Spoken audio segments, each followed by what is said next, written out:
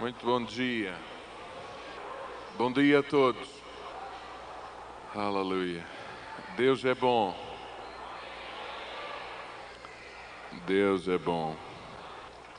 Nesta manhã eu gostaria de vos falar sobre alguma coisa que já aqui foi mencionada pelo menos 2 vezes e que Deus há algum tempo atrás falou-me sobre isso, estando eu a passar por um tempo assim na minha vida.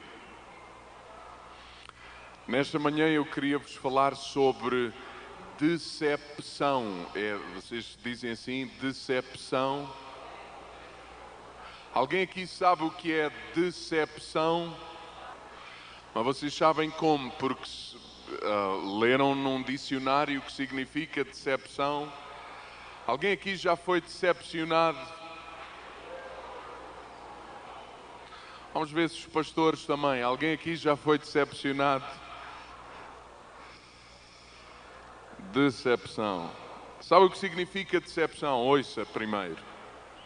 Decepção significa acontecimento que não esperávamos, que não desejávamos, que não pensávamos, que nos apanhou desprevenidos, que nos perturbou, magoou e feriu. Alguém aqui já foi decepcionado? Deixa-me fazer-lhe uma pergunta. Quantos aqui já foram decepcionados com outros? Ou seja, outras pessoas decepcionaram-vos? Muito bem. E deixa-me fazer outra pergunta. E quantos de vocês já ficaram decepcionados, não apenas com os outros, mas convosco próprios? Então quer dizer, na vida, e mesmo como cristãos, como filhos de Deus, como gente que está na videira para dar fruto, algumas vezes vem decepção à nossa vida. É verdade isso? Quantos de vocês já foram decepcionados, por exemplo, pelo pai? Não levanta a mão agora, não vá o pai estar aqui. Não. Pelos filhos, quantos pais estão aqui que já sofreram decepção por causa dos filhos? Do marido?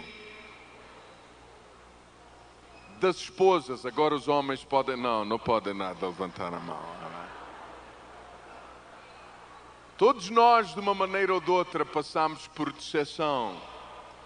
Não apenas na velha vida, quando não conhecíamos Jesus, mas agora também conhecendo Jesus.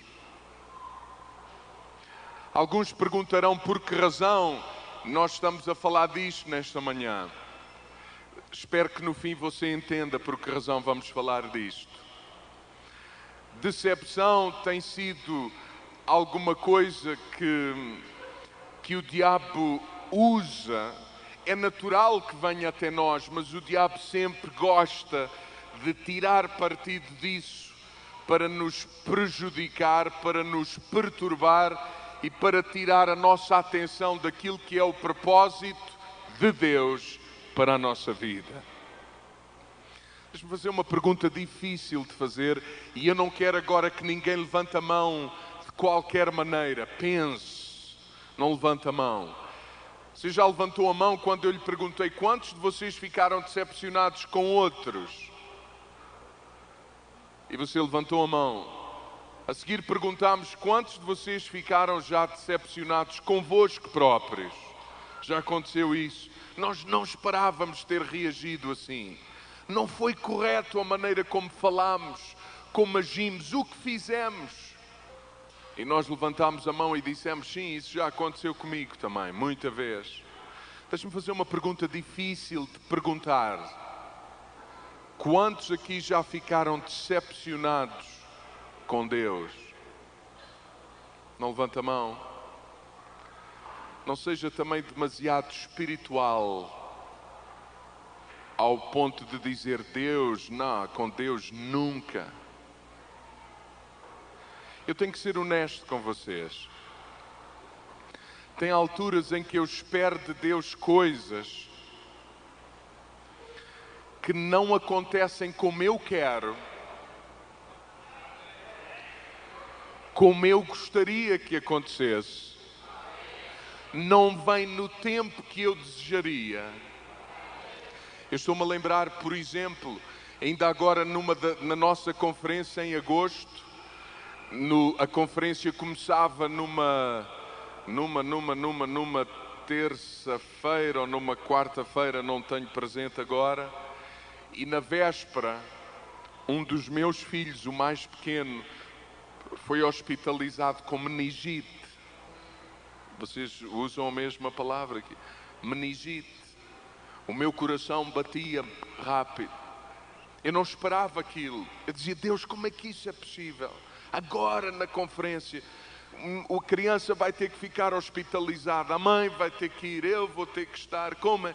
E não foi apenas o nosso filho, mais uma criança, filho de um dos responsáveis do ministério, foi internada pelo mesmo problema. E não apenas eles os dois, uma outra criança do infantário onde eles todos estão, foi também internado com o mesmo problema. Tem alturas em que a gente não esperava que as coisas acontecessem e há umas vezes até nos viramos para Deus. Deus, então, como é que é? A gente não esperava isso. Deixa-me fazer uma pergunta. Quantos aqui são pais? Têm filhos? Ok. E quantos aqui são filhos?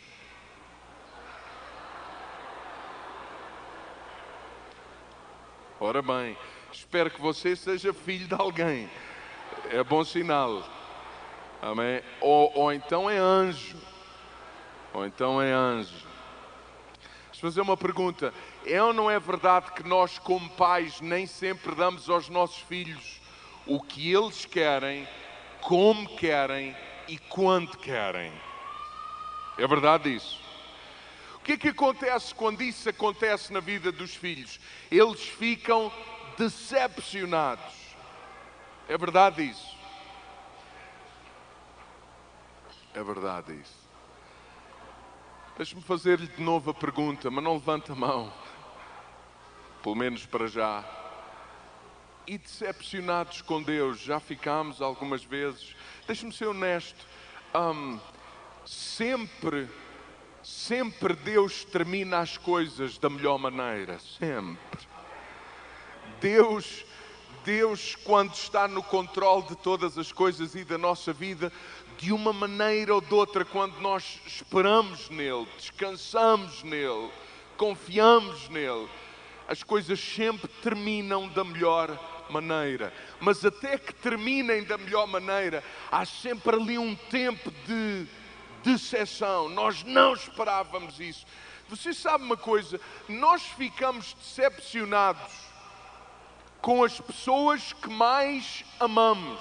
Porque aquela gente que a gente não conhece, com quem não temos relacionamento, se nos faz alguma coisa que nos desagrada, isso não é verdadeira decepção. Ficamos tristes, magoados, não gostamos do que nos fizeram, mas não podemos chamar a isso uma decepção. Você sabe, a decepção é tanto maior quanto maior for o relacionamento entre pessoas. Você sabia disso? Quanto mais íntimos nós formos, mais risco temos de nos decepcionarmos uns aos outros, até na família, no casamento, no relacionamento entre homens de Deus. Quanto mais perto estamos, maior é o risco de nos decepcionarmos uns aos outros, porque eu não esperava isso dele. Ele disse-me o que eu nunca imaginei que era possível ele dizer-me. E isto, deixe-me dizer, pode descansar, isto acontece não é apenas convosco, é connosco. Nós somos feitos da mesma massa que vocês. Agora, estamos a chegar a uma conclusão que não é muito agradável, mas que é a realidade. É que na vida nós teríamos e teremos e temos decepções. Agora, é suposto que nós, como discípulos de Jesus, filhos de Deus, encaremos essa decepção como um meio pelo qual Deus quer trabalhar na nossa vida e fazer de nós discípulos mais fortes, mais corajosos, mais conscientes, com uma maior capacidade, e já vamos ver para quê, de maneira que a gente possa dar mais fruto. Deixe-me dizer assim, perante decepção, e ouça, sabe porquê que eu estou a falar disso? Porque há algum tempo atrás eu vim diante de Deus muito chateado. Não sei se alguém aqui já chegou diante de Deus muito chateado. Ok, sou eu sozinho, não tem problema. Alguém aqui já foi a Deus chateado? Ora bem. E é possível ir a Deus chateado? Deixa-me fazer a pergunta. É possível ir junto a Deus chateado, sim ou não? Será que Deus vai dizer, não te aceito assim, não te recebo assim? Isso não são maneiras. Algum tempo atrás eu vim a Deus e disse, Deus não é justo. E chorei, e clamei, e cheio de amargura no coração, porque alguém me tinha decepcionado. Não foi a primeira vez, isto já aconteceu na minha vida muitas vezes, mas aquilo veio de alguém que eu não esperava. Sabe porquê? Era meu filho na fé.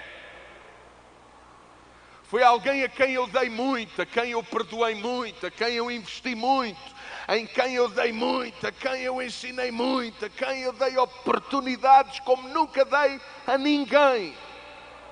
E se calhar esse foi o problema. Tem que haver sabedoria. Bom, mas isso é outra pregação, a gente não vai falar disso. E eu disse, Deus não é justo. Eu vou deixar isto tudo da mão. A minha reputação está em causa. Ele disse o que não devia, ele fez o que não devia, etc, etc, etc. Chateado. E hoje a coisa começou a tomar uma proporção dentro de mim que eu comecei até a ter problemas de saúde. Isto é verdade. Minha mulher sabe do que eu estou a dizer. Depressão. Não podia ver ninguém. Tinha medo de subir ao púlpito. Isto aconteceu comigo não há muito tempo atrás, há 1 ano e pouco atrás. Verdadeiramente decepcionado. Não queria ouvir ninguém, não queria falar com ninguém, não queria pregar mais para ninguém, queria sair do ministério. Estava numa de sair 1 mês, 2 meses, 3 meses, até que fui aos pés de Jesus e disse, Deus, eu estou farto disto. Não é justo.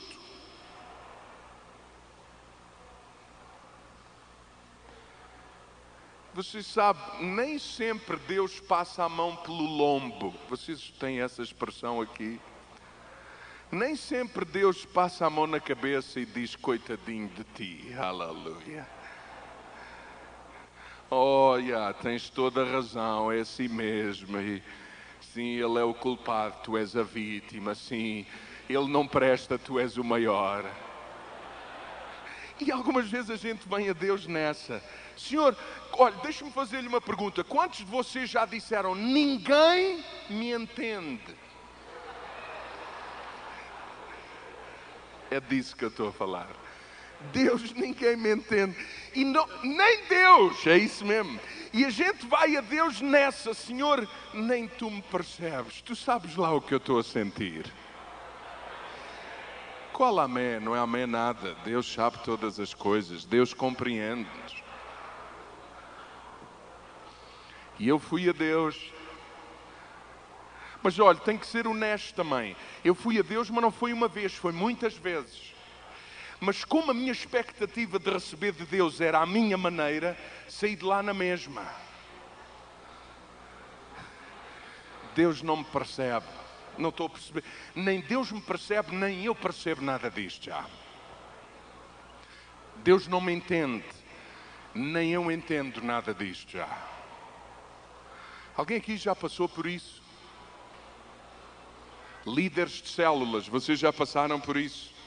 Vocês já ficaram decepcionados com gente que vos magoou? Vocês deram tudo por eles e eles falaram mal de vocês, disseram isto. Será que isso acontece aqui no Brasil também? Se não acontecer, eu prometo, eu mudo para aqui. Eu venho para aqui, o mais rápido possível.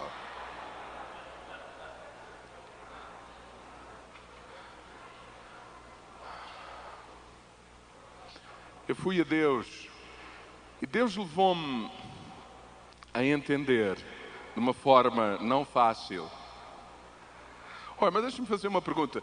Quantos de vocês sabem que as formas não fáceis ou as fórmulas que não são muito fáceis são aquelas que nos levam mais longe? Você sabe disso? Você sabe disso?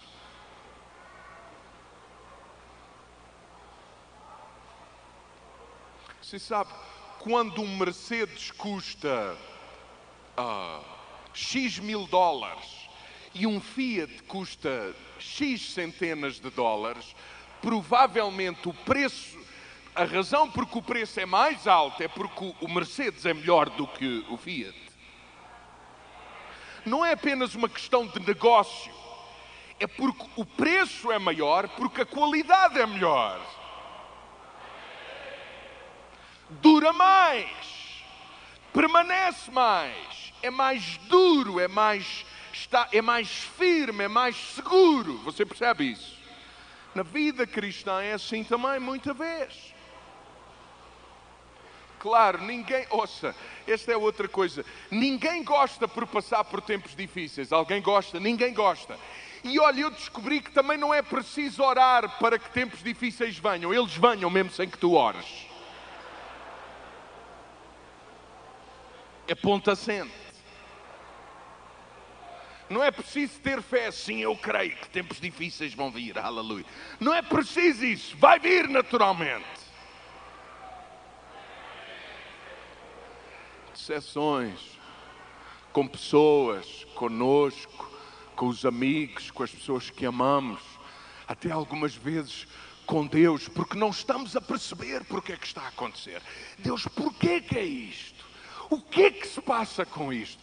E olha, eu não sei como é que você conhece Deus, mas eu conheço Deus como um pai, como alguém que me ouve, que tem paciência para me ouvir, que fala comigo, que me encoraja, que me cura, que fala, que explica. Especialmente quando eu estou em silêncio. Porque algumas vezes a gente entra na presença de Deus e blá blá blá, e blá blá blá, e blá blá blá, e blá blá blá. E algumas vezes Deus quer falar, mas a gente interrompe e diz, e não, e porquê isto? Ó Senhor, no nome de Jesus. E às vezes Deus só está à espera de um momento de silêncio. Psh, calma. Eu gosto de estar na presença de Deus quando estamos a celebrar. Mas eu gosto muito de estar na presença de Deus quando em silêncio Deus ministra, Deus fala, Deus cura, Deus liberta, Deus trabalha, cura as nossas emoções e livra-nos da decepção pelo caminho à maneira de Deus, e nós já vamos ver na palavra. Se sabe, o Espírito de Deus levou-me a um acontecimento na Bíblia que eu não sei se você alguma vez o leu como decepção ou decepção. Nós em Portugal não usamos os P's neste tipo de palavra. Nós dizemos, portanto, se eu disser decepção, significa decepção, tá bom? Pode ser? Amém. Eu vou ler um texto da palavra de Deus que eu não sei se você o lê como uma experiência de decepção. Abra a sua Bíblia comigo no livro de João, no capítulo 11 e no versículo 1 ao versículo 45. João 11. Deixe-me dizer aqui de uma forma clara. Sabe como é que Deus tem maneira de acabar com a decepção? Sabe como? Deus tem duas maneiras. Vamos ver a primeira que Deus usa para acabar com a decepção na nossa vida. Uma das maneiras que Deus usa para acabar com a decepção na nossa vida é acontecer um milagre.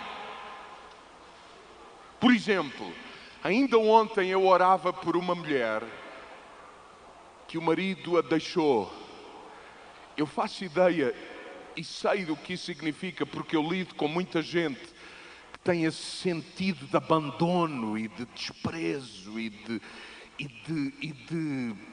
isolamento, e aquele sentimento: eu não presto para nada, toda a gente tem valor menos eu. Há uma decepção profunda: o meu marido trocou-me por outra, a minha mulher trocou-me por outro, etc. Aquela decepção grande. Sabe como é que essa decepção acabaria? Se Deus intervém e faz um milagre. Sabe o que é um milagre? É o homem vir aos pés de Jesus e dizer: Deus, perdoa-me, e reconciliar-se com a mulher e começar as coisas de novo outra vez. Sim ou não? Quando um pai ou uma mãe tem um filho drogado, uma decepção grande: criar um filho para isto, porquê isto? Porque a decepção acaba quando Deus intervém e faz um milagre. O homem é liberto do poder das drogas, conhece Jesus, é reinserido na sociedade, e ali está ele. Aleluia. Deixa-me dizer assim: a decepção termina quando o meu filho vai para o hospital e os médicos dizem: é uma meningite, mas não é uma meningite daquelas graves, bacteriana, é uma meningite viral. E houve um alívio: Deus está no controle de todas as coisas. Amém? Mas nem sempre Deus intervém assim de um momento para o outro, de uma forma milagrosa. Há duas maneiras de Deus lidar com a decepção na nossa vida: ou esperamos que o milagre venha, ou aprendemos a andar no caminho de Deus para nos vermos livres da decepção e crescermos em Deus. Sabe, eu costumo dizer assim: eu vou muitas vezes pregar a França, a Paris especialmente, e eu conheço muito bem, de cor e salteado, a estrada que vai de Lisboa a Paris. São 2000 quilómetros. 2000. Normalmente nós demoramos entre 20 a 22 horas a chegar a Paris. Bom, depende do carro e do condutor. 22 horas é cansativo, é custoso, mas chegamos lá. Um dia de caminho, de viagem, de persistência, Mas vocês sabem, a melhor maneira de chegar a Paris é entrarmos num avião. Em 2 horas estamos lá. Então o que eu quero dizer é o seguinte: tem alturas na vida, quando enfrentamos decepção, tem alturas que entramos no avião, porque Deus interveio, Deus operou um milagre, Deus, por intermédio do milagre, libertou-nos daquela decepção e fez-nos perceber que Ele está no controle de todas as coisas. Mas tem alturas em que Deus não intervém assim e ensina-nos a andar por um caminho que é moroso, custoso, mas chegamos lá de qualquer maneira. Agora, claro, se eu vos perguntar o que é que a gente prefere, nós preferimos um milagre. Mas nem sempre é assim. E em primeiro lugar, nós vamos ler de alguém que teve uma experiência de decepção e que o milagre resolveu o problema. Venha comigo. João capítulo 11, versículo 1. Estava então enfermo um certo Lázaro de Betânia, a aldeia de Maria e de sua irmã Marta. E Maria era aquela que tinha ungido o Senhor com unguento e lhe tinha enxugado os pés com os seus cabelos, cujo irmão Lázaro estava enfermo. Você percebe? Era uma mulher envolvida, como o pastor Marcelo diz, com um amor extravagante. Ela fez uma coisa que nunca ninguém tinha feito antes. Ela desperdiçou, entre aspas, alguma coisa de muito valor. Os discípulos até diziam: aquele dinheiro, o produto da venda daquilo que ela está a desperdiçar, dava para alimentar famintos, para dar aos pobres, Mas a mulher quis fazê-lo em Jesus porque foi uma das maneiras que ela encontrou de demonstrar a Ele que o amava. E aqui começa o problema. É que quem muito ama, mais facilmente se decepciona. Venha comigo. Versículo 3. Mandaram-lhe, pois, suas irmãs dizer: Senhor, eis que está enfermo aquele que tu amas. Quem? Lázaro. Então Marta e Maria mandaram alguém, mandaram pessoas, um homem, homens, para irem ter com Jesus e dizerem: Jesus, vem rápido à casa de Marta e de Maria e de Lázaro, porque Lázaro está enfermo. Aquele que tu amas está mal, está doente, precisa de ajuda, precisa da intervenção de Deus na sua vida. E Jesus, ouvindo isso, disse: esta enfermidade não é para a morte, mas para a glória de Deus, para que o Filho de Deus seja glorificado por ela. Ora, Jesus amava a Marta e a sua irmã e Lázaro. Está escrito isso. Ouvindo, pois, Jesus que estava enfermo, que Lázaro estava enfermo, ficou ainda 2 dias no lugar onde estava. Ora, isto não se faz. Alô? Vocês estão a dizer um amém assim não muito convincente. Vocês acham que português gosta que gente passe a mão pela cabeça? Você não tem que dizer amém porque eu estou a pedir ou sacar um amém. Mas deixa-me pôr isto na prática. Você liga para o pastor Aloísio e diz: pastor Aloísio, venha rápido à minha casa.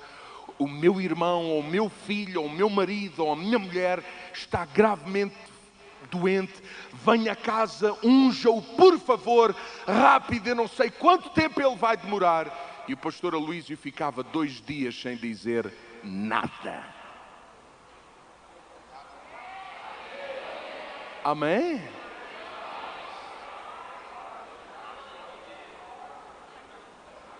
Vocês iam dizer: que rico pastor que eu tenho. Aleluia. O líder da célula, alguém que nós estamos a discipular, e há gente aqui, eu parto do princípio que estão aqui líderes de célula, gente que frequenta células, pessoas que chegaram à célula há muito pouco tempo. Há aqui diferentes níveis de experiências e de conhecimento de Deus. Mas olha, isto que eu lhe estou a ensinar serve para toda a gente e é bom que você aprenda isto o mais rápido possível. De maneira que o diabo não roube o propósito que Deus tem para a sua vida. Quando vem à sua vida decepção, quando você telefona para o líder da célula e diz: por favor, venha rápido, eu e o meu marido brigamos, venha rápido, isto não está nada bem. 2 dias depois, misericórdia. É assim que vocês... Sim ou não? Diz ele que me ama. E está ele a dizer que isto é uma igreja onde as pessoas se amam todos uns aos outros, entrelaçados, amarrados, não sabemos onde um começa, o outro acaba, eu aflito e ele... Atenção, porque aquilo que eu estou a dizer não dá base para nenhum de nós dizermos com base bíblica: Jesus mandou esperar 2 dias, ele que espera 2 ou 3 ou 4 ou 5. Não é nada disso, isso não deve servir de base para nós. Mas tem alturas na vida em que isso acontece. Nós nem sabemos por que razão a pessoa não veio, não foi, não apareceu. Nós não sabemos tudo. Nós não sabemos da vida da pessoa a quem a gente pede ajuda. Neste caso foi um pouco diferente. Jesus entrou numa porque estava no controle de todas as coisas. Diga comigo: Jesus está no controle de todas as coisas. Jesus disse: esta enfermidade não vai ser para a morte, vai ser para que o Filho seja glorificado. E a Bíblia, só que Marta e Maria não sabiam disto. Alguém aqui sabe tudo? Alguém aqui sabe tudo? Marta e Maria não sabiam disto. Veja o que diz a Bíblia. Ouvindo, pois, versículo 6, que estava enfermo, ficou ainda 2 dias no lugar onde estava. E depois disso, disse aos discípulos: vamos outra vez para a Judeia. Disseram-lhe os discípulos: Rabi, ainda agora os judeus procuravam apedrejar-te e tornas para lá? Jesus respondeu: não há 12 horas no dia? Se alguém andar de dia não tropeça porque vê a luz deste mundo, mas se andar de noite tropeça porque nele não há luz. Você sabe, Jesus aqui está a usar uma linguagem comum para explicar um princípio de Deus, que é quando a gente anda na vontade de Deus, quando a gente anda na luz, não há perigo que nos alcance, não há pedra que nos acerte. Os discípulos estavam com medo. Jesus, ainda agora vieste lá e eles quiseram-te apedrejar e tu vais para lá. E Jesus disse: não, porque ainda não é chegada a minha hora, eu estou a andar na luz, eu estou a fazer a vontade de Deus, nada disso me alcançará antes do tempo. Segurança. Bom, eu tenho que ser honesto com vocês. Olha, se há coisa que eu detesto na vida é de andar de avião. Eu acho que aquilo vai muito alto. Vai alto demais para o meu gosto. Está a 11 km de altura. Se aquilo fosse a 1 metro que ainda a gente safava-se, mas a 11 km, ainda vamos a meio já a gente...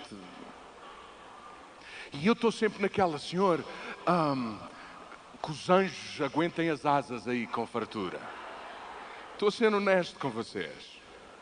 Eu gosto muito mais de andar de carro e de preferência eu a conduzir. Também não gosto de ser conduzido por muita gente. Você sabe, algumas vezes eu tenho que pensar nisto que Jesus está aqui a dizer. Espera, eu estou a cumprir o propósito de Deus. Eu estou a ser obediente a Deus. Eu vou partir quando tiver que partir. Eu não vou morrer antes do tempo. Êxodo fala-nos de que se cumprirmos as promessas de Deus, que se andarmos de acordo com os requisitos de Deus, com os mandamentos de Deus, que Deus cumpriria o número dos nossos dias. Então é nisso que nós devemos descansar. É o que Jesus está aqui a dizer. Eu não vou morrer antes de tempo, não se preocupem. Assim falou, diz o versículo 11. E depois disse-lhes: Lázaro, o nosso amigo, dorme, mas vou despertá-lo do sono. Disseram, pois, os seus discípulos: Senhor, se dorme, estará salvo. Estes discípulos, sinceramente, há esperança para nós. Nós pregamos e às vezes as pessoas não compreendem o que a gente diz. Não é de estranhar. Jesus, que era o mestre por excelência, disse muita coisa e falava muita coisa que os discípulos não percebiam nada daquilo que Jesus estava a dizer. Disseram, pois, os seus discípulos: Senhor, se dorme, está salvo. Mas Jesus dizia isso da sua morte. Eles, porém, cuidava que falava do repouso do sono. Pergunto eu, o que é que Jesus ia fazer à casa de Marta e de Maria? Acordar Lázaro, tipo despertador. Vocês usam isso? É assim? Será que Marta e Maria estavam preocupadas? Jesus, vem cá, porque o homem dorme, nunca mais acorda, vem tu acordá-lo. Então Jesus disse-lhes claramente: Lázaro está morto, e falo por amor de vós de que eu lá não estivesse, para que acrediteis, mas vamos ter com ele. Disse, pois, Tomé, chamado Dídimo, aos condiscípulos: vamos nós também para morrermos com ele. Eu não sei onde é que ele foi buscar isto. Chegando, pois, Jesus, achou que já havia 4 dias que estava na sepultura.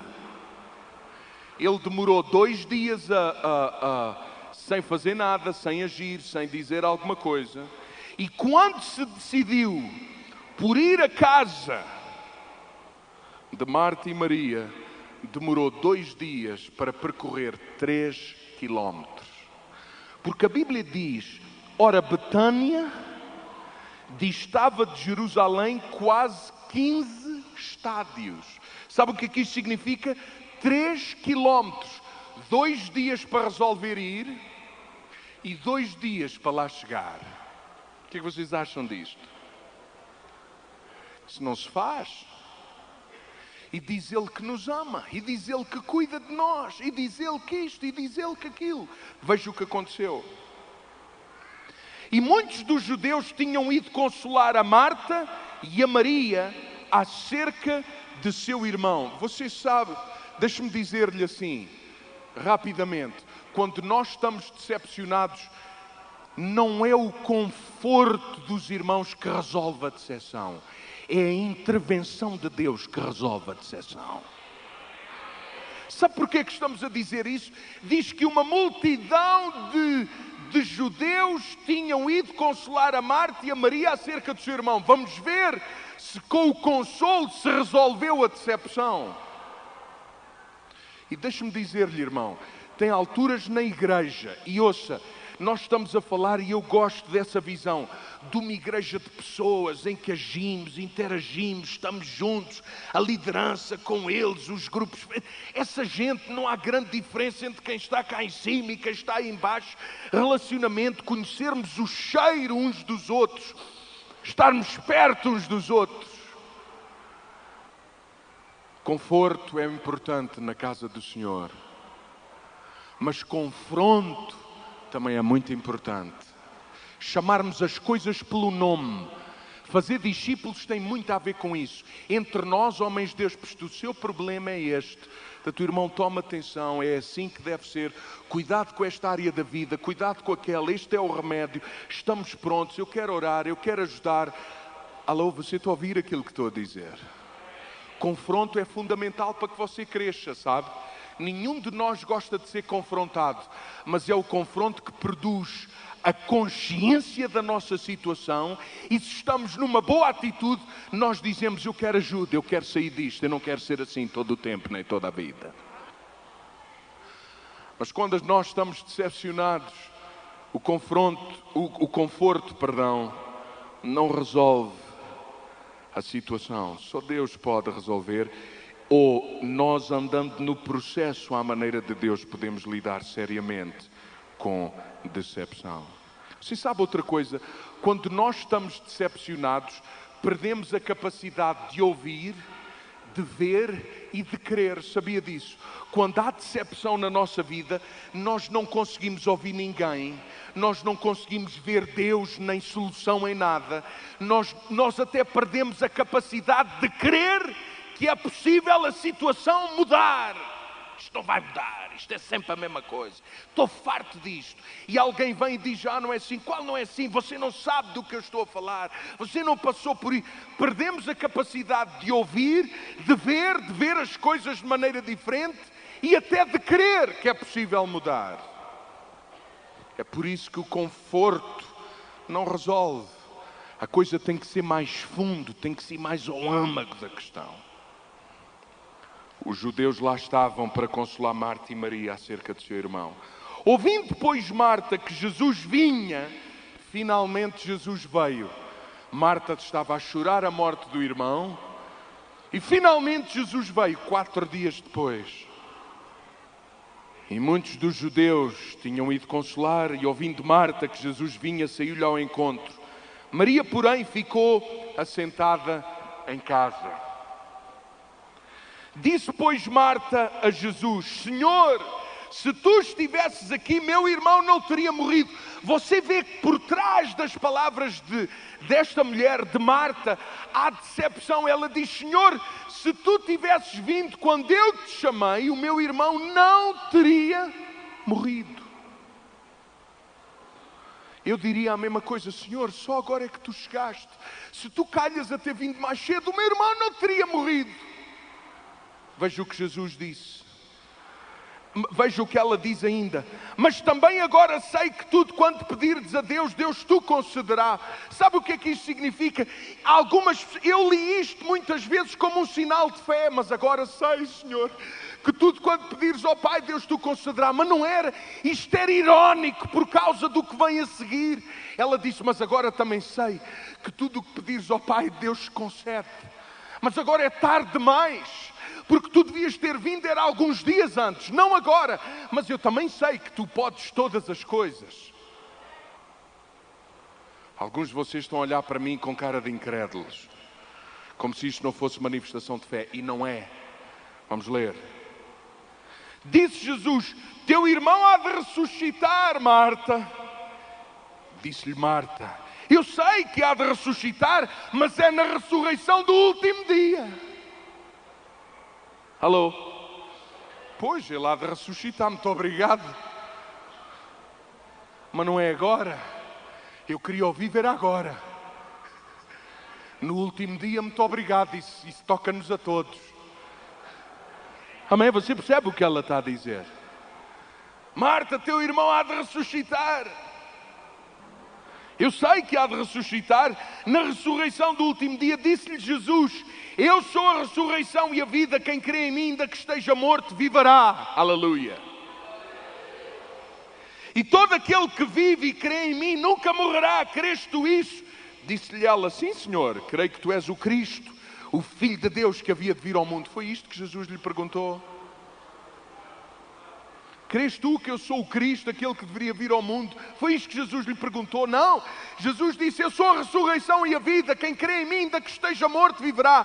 E quem crê em mim nunca morrerá. Crês tu nisto? Sim, Senhor. Eu creio que tu és o Cristo, aquele que havia de vir ao mundo. Você já falou com alguém decepcionado? Ele não responde àquilo que a gente diz. Bora lá pôr isto de uma forma mais pessoal. Quantos casais estão aqui? Você já teve destas coisas com a sua mulher e com o seu marido? Uma certa decepção, não esperava que ela dissesse aquilo, que ele dissesse aquilo, que ela fizesse aquilo. E depois a gente começa a conversar. Então, sim, está bem, pois, está bem, amanhã logo se vê. Então, mas tu não sabes que eu te amo? Sim, eu sei, tu amas-me, tu amas toda a gente, tu perdes tempo com toda a gente, menos comigo. Não é isso que ele pergunta. Crês tu, Marta, que eu sou a ressurreição e a vida? Quem crê em mim, ainda que esteja morto, viverá. Sim, Senhor, eu creio que tu és o Cristo, o Filho do Deus vivo, aquele que havia de vir. Amém. Quando estamos decepcionados, a gente perde a capacidade de ouvir, de perceber, de ver, de crer. É verdade isso? Sim, Senhor, eu sei que tu és o Cristo, o Filho de Deus, aquele que via. E agora veja o que diz. Isto é malcriadice. Vocês usam este termo? Malcriado? Não. Marcelo, como é que se diz? Isto agora é falta de respeito. Malcriada, vocês não usam isso. Mal educado. Agora Marta foi um bocado indelicada. Não educada. Mal educada.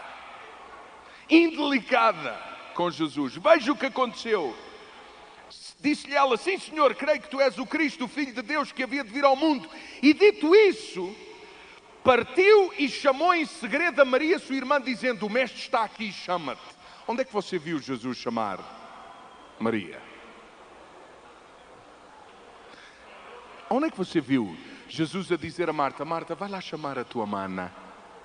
Você está a ver o filme, Marta a desconversar, vocês usam este termo, a desconversar com Jesus. Jesus a dizer: Marta, mas tem calma, eu sou a ressurreição e vi. Sim, eu sei que tu és o Cristo, o Filho de Deus vivo. Tu devias era ter vindo há 4 dias antes. Se tu tivesses vindo antes, o meu irmão não teria morrido. Marta, mas o teu irmão vai ressuscitar diante dos mortos. Eu sei que vai ressuscitar, mas é na ressurreição dos últimos. E isso vai acontecer com todos. Não era isso que eu queria. Marta, mas eu sou a ressurreição e a vida. Quem crê em mim, ainda que esteja morto, viverá. Sim, eu sei que tu és o Cristo, o Filho do Deus vivo. E vira costas a Jesus e chega à casa e diz a Maria: Maria, vai tu aturá-lo. Eu não percebo nada do que ele está a dizer. Eu sei que isto parece... Eu não estou a ser indelicado com Deus, nem com... Não, isto é a nossa natureza. E sabe uma coisa? Há 2 maneiras de viver decepção. Há 2 maneiras, dependendo da personalidade de cada um. Você sabe, eu queria usar umas expressões portuguesas, mas é tão difícil.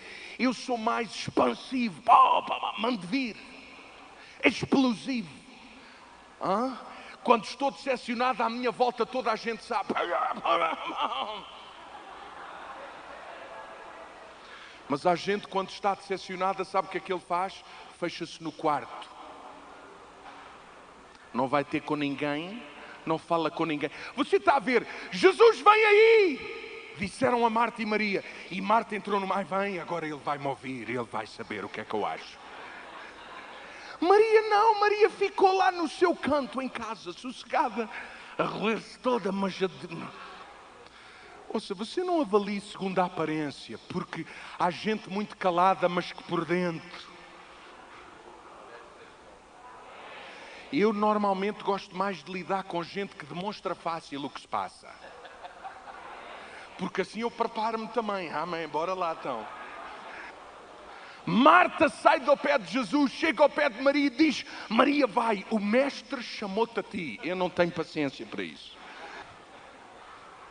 Pois, a gente ri-se porque não está na pele delas.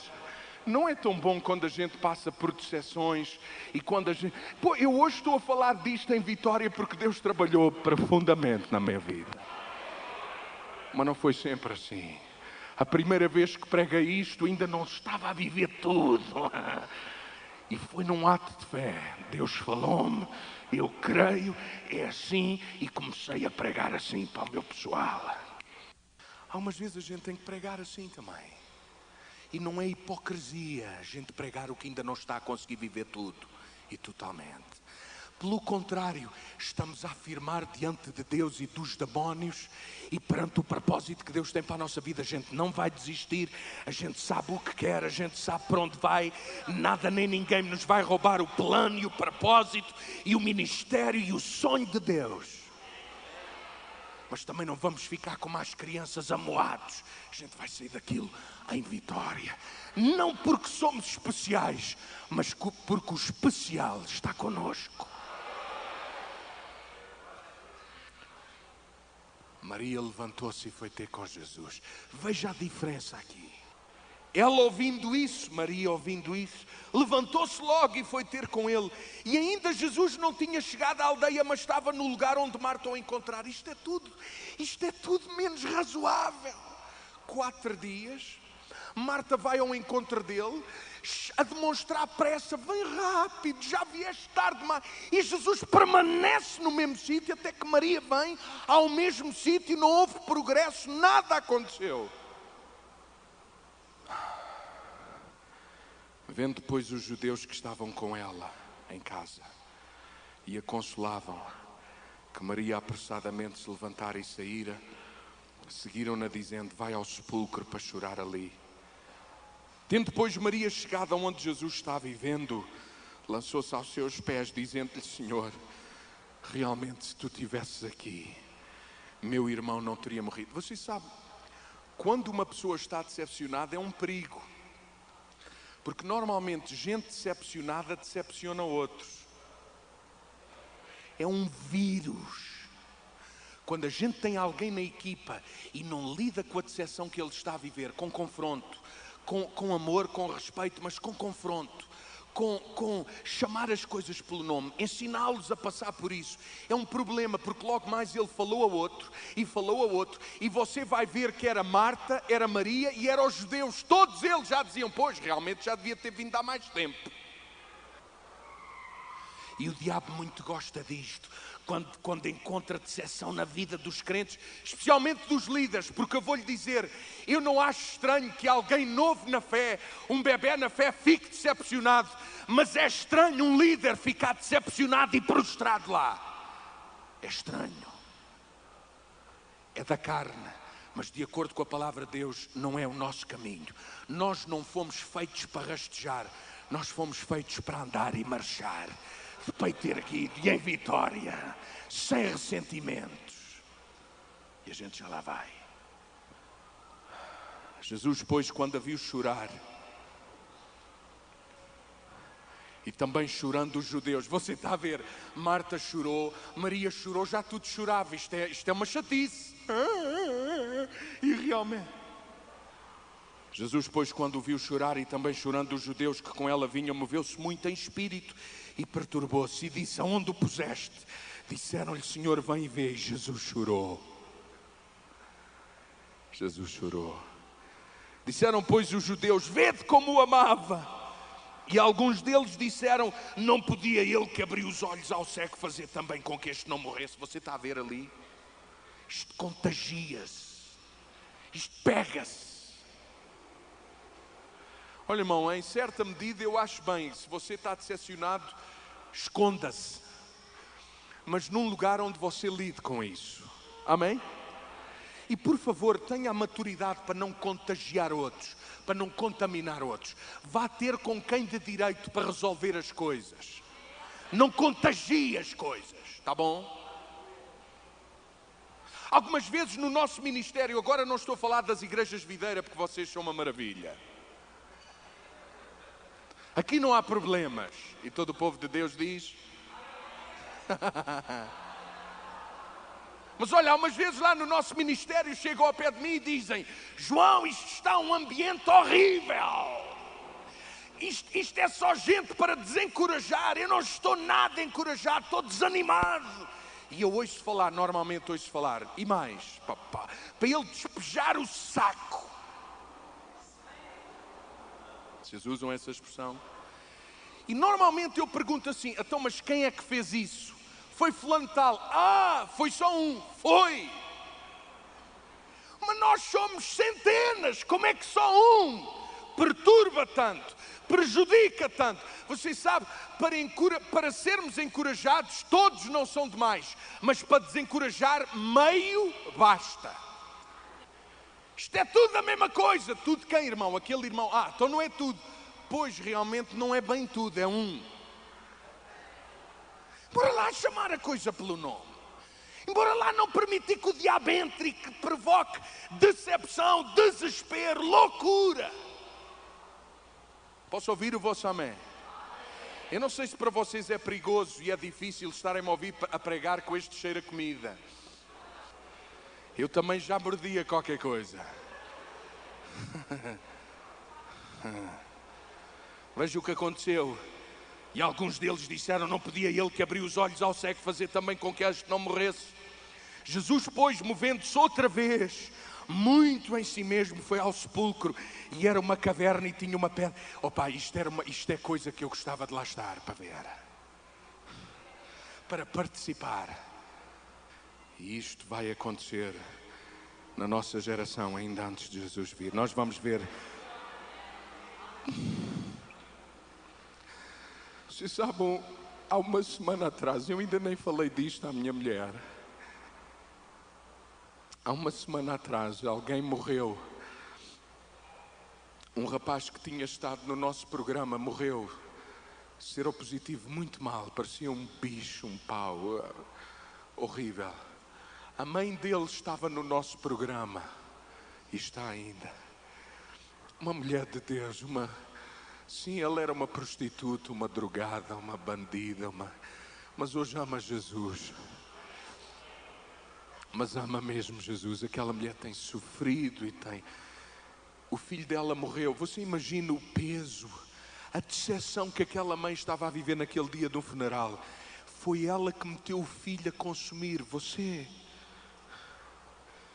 E hoje ela tem Jesus e falou de Jesus ao filho. O filho veio ao programa 2 vezes. Esteve 1 dia na primeira vez e 2 dias na segunda vez. Abandonou, foi embora. Meses depois morreu. O funeral foi faz hoje 15 dias.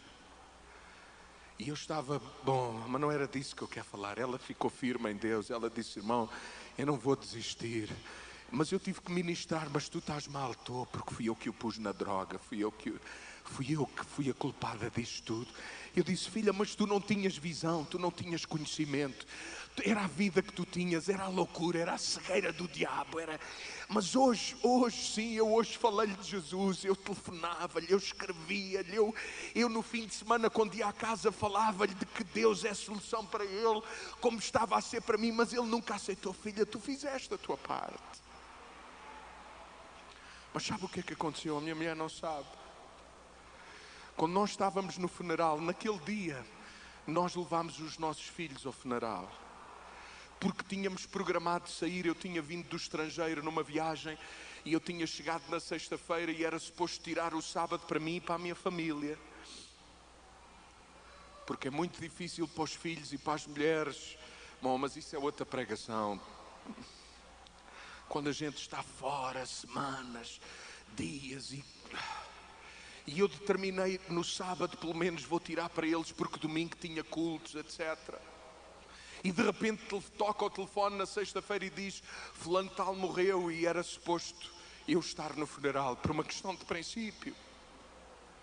E os meus filhos foram comigo, porque depois do funeral fomos dar uma volta, etc.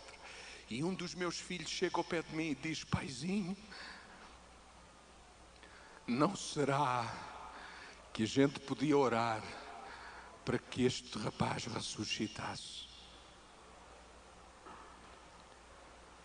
Eu disse: filho, eu fiquei mal, porque não tive ousadia nem coragem para o fazer.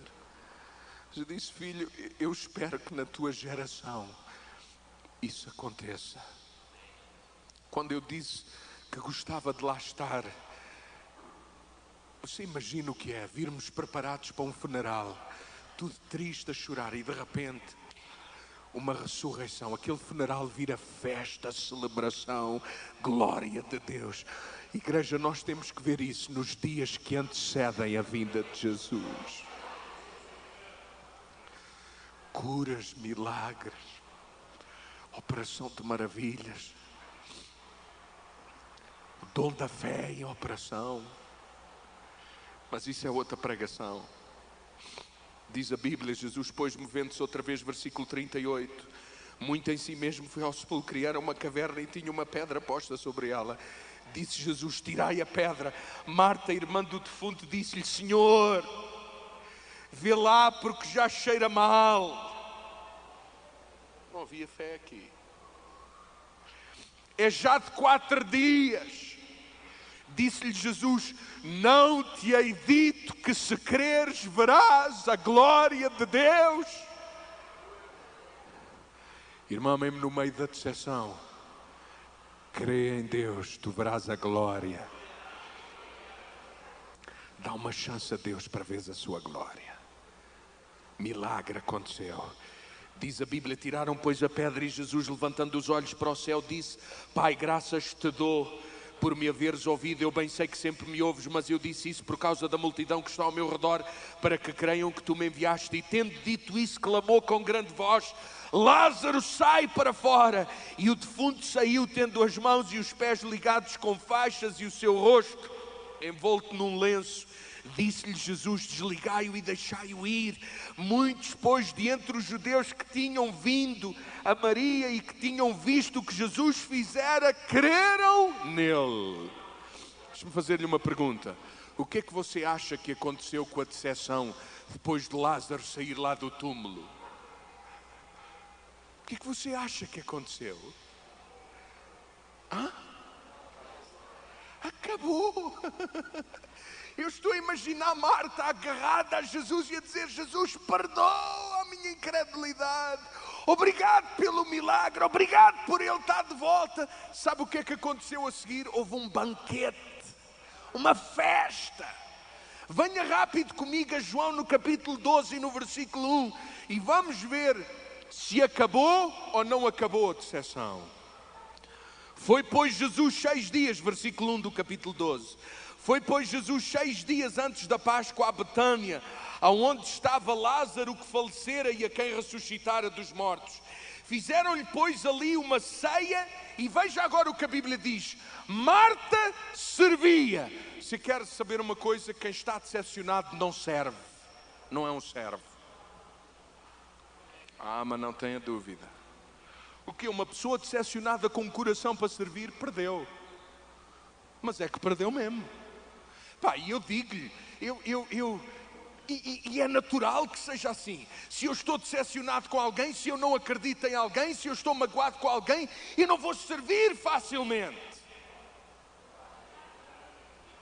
Se você não acredita na liderança, você não a serve.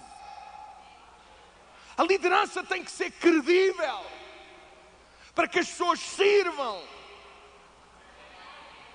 Onde é que a gente está? Mas aqui a decepção acabou. Marta servia. Veja o que diz. Lázaro era um dos que estava à mesa com ele. Ou seja, fala-nos de comunhão. Você sabe, quem está decepcionado dificilmente tem comunhão com os outros e com Deus. A decepção acabou, Lázaro estava junto de Jesus, em comunhão, perto dele, à mesa, intimamente ali. E veja o que Maria estava a fazer. E Maria, tomando uma libra de unguento de nardo puro de muito preço, ungiu os pés de Jesus. Louvor. Você sabe, uma pessoa decepcionada apetece tudo menos louvar a Deus. Os outros cantam e eles estão ali. Agora, quando a decepção vai, Há razão para louvar a Deus. Deus, muito obrigado pelo milagre, porque tu estás no controle de todas as coisas. Aleluia, obrigado porque tu me fizeste passar por isto em vitória. Agora ouça, vamos ver o outro aspecto, porque aqui foi milagre que resolveu decepção. Vamos ler rápido, porque eu já estou a demorar muito tempo.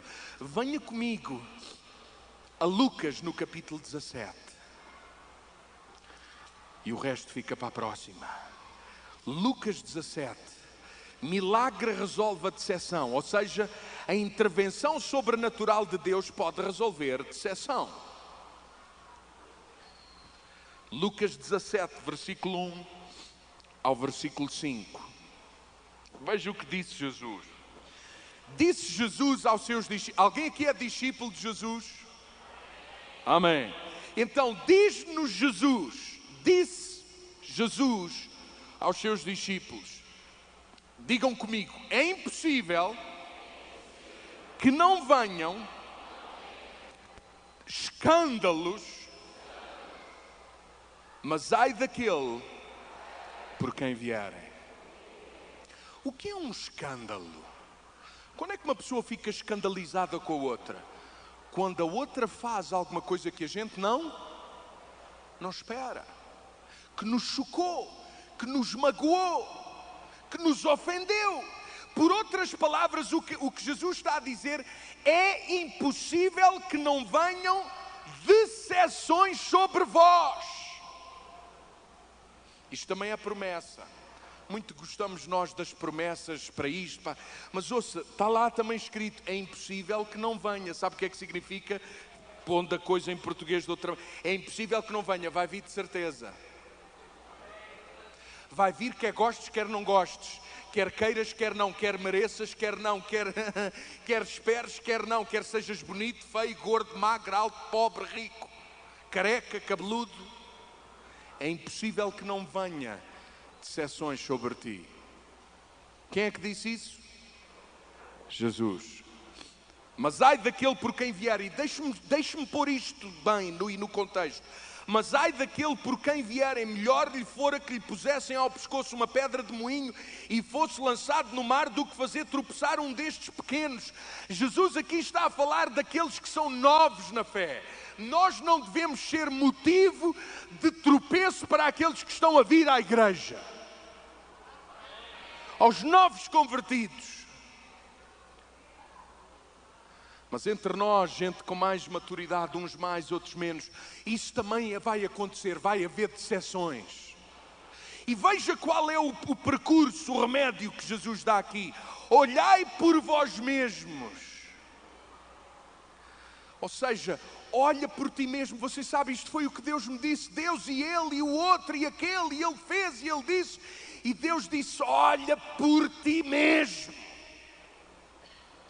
Lá estás tu a falar do outro, cuida de ti. Presta atenção àquilo que eu quero fazer na tua vida com este tempo de decepção. Olha para ti, olha por ti, vê o que é possível fazer. Veja o que diz. Se o teu irmão pecar contra ti, repreende-o, e se ele se arrepender, perdoa-lhe. E se pecar contra ti 7 vezes no dia, e 7 vezes no dia vier ter contigo dizendo, arrepende-me, perdoa-lhe. Você sabe qual é o remédio para a decepção acabar na nossa vida, para além do milagre de Deus? É optarmos pelo caminho do perdão. Você sabe, eu estou cansado, não sei se aqui no Brasil se diz, mas em Portugal diz-se muito. Eu não sinto perdoar.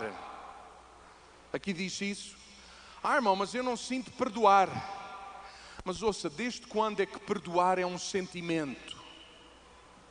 Perdoar é um ato de fé. Você está a ouvir o que eu estou a dizer? Perdoar é um ato de fé, é uma decisão. E primeiro, há gente que pensa assim, eu não sinto, por isso não perdoo. Mas é ao contrário, eu perdoo e logo mais vou sentir o amor de Deus na minha vida, a graça de Deus e a capacidade de Deus para ultrapassar a situação e o problema. E não vou apenas ultrapassar, vou resolver. vou resolver, vou conversar. Olha, eu não gostei, eu isto, eu aquilo, mas eu amo-te, eu perdoo, está tudo bem. E porquê é que fizeste isso? Por isto, ok, está percebido, vamos embora, vamos para a frente, vamos andar. E você lembra-se, houve uma ocasião que Pedro disse a Jesus: Jesus, já sei, temos que perdoar 7 vezes ao dia, não é? Temos que perdoar 7 vezes. E Jesus disse: não são 7 vezes, é 70 vezes 7, ou seja, é sempre. Não são 7, é sempre. E se num dia vierem ter contigo 7 vezes pela mesma razão, perdoa. Pá, eu já fiquei decepcionado com uma pessoa, mas ele não fez a mesma coisa 7 vezes num dia. Muito menos 490, que é o que significa 70 vezes 7. O que Jesus está a dizer é: sempre que fores decepcionado, opta por ir pelo caminho do perdão. De ir ter com alguém, de falar da situação, de dizeres o que se passou, o que é que se está a passar, conversar, esclarecer, confrontar, mas para perdoar. Para dar uma nova chance à pessoa. Você sabe, mas o que diz a Bíblia? Disseram então os apóstolos ao Senhor: acrescenta-nos a fé. Quando os discípulos disseram a Jesus: acrescenta-nos a fé, não foi no contexto do milagre, foi no contexto do perdão. Oh Senhor, então se a gente tem que perdoar assim tanta vez, tens que aumentar a nossa fé. Você percebe o que... E porquê que é aumentar a fé? Porque perdoar, uma pessoa para perdoar, é quando eu tenho capacidade para perdoar, eu estou a dizer que eu creio que a tua vida vai mudar, que a tua atitude vai mudar. No que a mim me diz respeito, eu dou-te a chance de que tu mudes, eu confio em ti. E isto é fé. Isto é fé. Isto é fé. Deixa-me dizer outra coisa: perdão não é uma recompensa. Perdão é uma dádiva. O que é que eu quero dizer com isto? Tu não alcanças perdão por coisas que tu fizeste. O perdão vem à tua vida quando alguém te dá. Eu opto por te dar perdão. Eu perdoo-te, está tudo. Eu quero resolver isso. Eu quero saber por que se passa. Eu quero falar contigo. Eu quero. Mas você sabe, tem alturas na vida em que não dá para falar com a pessoa. Isso aconteceu comigo. Eu fui ter com a pessoa e disse: olha, eu quero. E a pessoa disse: eu não quero falar contigo. Eu não quero dizer mais nada. Eu disse: olha, mas no que a mim me diz respeito, eu amo-te. Eu perdoo-te. Eu compreendo porque tu ages assim. Não tem problema, eu vou andar para a frente. Eu não vou ficar aqui parado. Eu não vou ficar decepcionado. Eu não vou perder aquilo que Deus tem para mim, amarrado aqui a estas coisas. Eu quero alcançar o propósito de Deus para a minha vida. Eu não vou ficar aqui amarrado, preso, introvertido, escondido. Eu vou libertar perdão. Eu vou optar por perdoar. Deixa-me dizer-lhe outra coisa. Quando nós perdoamos alguém, temos que perceber que mudança não é um evento, mas é um processo. Quando eu perdoo alguém, eu estou a perdoar em fé, eu estou a depositar nele toda a confiança de que ele vai mudar e de que as circunstâncias vão mudar e que o seu caráter vai mudar e que Deus vai trabalhar na sua vida e que eu vou contribuir também para que isso aconteça, etc. Mas tenho que perceber que a mudança dele não é um evento, não é vir à frente, receber a oração, e vamos para embora e já está tudo bem. Não, mudar o caráter, mudar a nossa maneira de ser e a nossa maneira de estar é um processo, não é um evento, é um processo, é uma caminhada. E por isso a gente tem que perceber isso. Perdoamos hoje, perdoamos amanhã, damos uma chance e ultrapassamos, não ficamos parados no mesmo sítio. Este é o processo de Deus para nos vermos livres das decepções que vêm à nossa vida, optarmos por perdão. Eu preciso rapidamente, e vou terminar assim, de 13 pessoas de entre vocês, de preferência gente nova, que suba rápido e que fique aqui, rápido para a gente terminar. 13, 1, 2, 3, voluntários, senão Arranja voluntários à força. 3, faltam 10. Bora lá. 4, 5, 6, 7, 8, 9, 10, 11, 12. Falta 1. 13. Rápido. Eu vou-vos dizer um nome que vocês devem decorar. E quando eu meter o micro à frente, vocês vão dizer o nome que eu vos vou dizer. Está bem? Cheguem-se mais para aqui, por favor. Vamos terminar assim. Quando vem Decepção. à nossa vida, quando acontece, Decepção. nós temos 2 caminhos a percorrer. Ou o caminho do Perdão. ou o caminho da... Amargura. Isto é claro? Se vem decepção e a gente não opta por perdão, o que é que se instala na nossa vida? Amargura. É verdade isso? Quando estamos amargurados, a amargura entrou dentro de nós e o que é que produz a seguir? Desconfiança. O que é que produz a seguir? Desconfiança. Uma pessoa amargurada é uma pessoa que perdeu a confiança, desconfia de tudo e todos. Este vai-me magoar, aquele chegou-se ao pé de mim, e aquele diz, e o outro, o que é que ele quer de mim? Uma pessoa Desconfiança. desconfiada é uma pessoa Insegura. ou não? Uma pessoa que deu lugar A amargura. Desconfiada.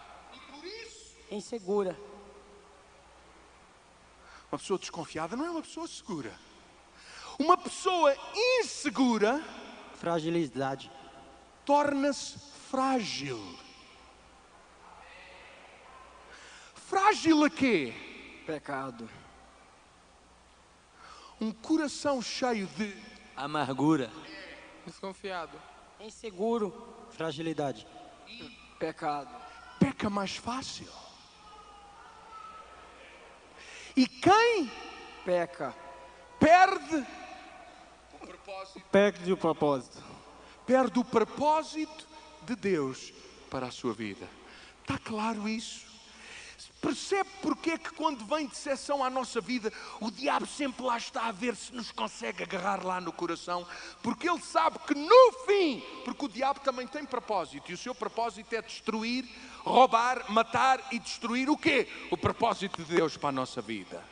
Mas Jesus disse, é impossível que não venham decepções sobre vós. Então quando a decepção vem, Jesus disse, Perdão. perdoa. Quem perdoa, Confia. perdão não é uma recompensa, é um ato de fé, de confiança. Confiança. Quem Perdoa. Confiança. Quem confia, Tem segurança. quem confia, depositou confiança, está seguro. Não tem medo disto, medo daquilo, medo daquilo outro. Eu fiz a minha parte, eu dei. Uma pessoa confiante é forte. Não acha que é? Uma pessoa confiante é uma pessoa forte. Forte não é no sentido físico, estou firme. Uma pessoa forte, Resiste. uma pessoa forte resiste mais facilmente ao diabo, ao pecado. E quem resiste ao pecado e ao diabo, Cumpre o propósito de Deus. amém.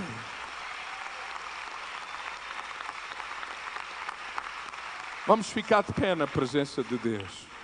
Obrigado a vocês todos. Nosso Deus e nosso Pai, nós estamos na Tua presença nesta manhã. E damos-te graças porque Tu tens preparado um novo e vivo caminho pelo qual andamos. E sim, Senhor, nesta manhã nós reconhecemos que há caminhos que ao homem parecem justos e verdadeiros, mas o fim deles é o caminho da morte e da destruição e a perca do Teu propósito para a igreja nestes dias. Senhor, que a começar nos líderes, em nós como servos, como pastores, possamos ter a capacidade para nos amar, para nos perdoarmos uns aos outros, de maneira que como igreja alcancemos o teu propósito, ganhemos almas, conquistemos a nossa cidade e a nossa nação, e que nada nem ninguém nos traga amargura ao coração.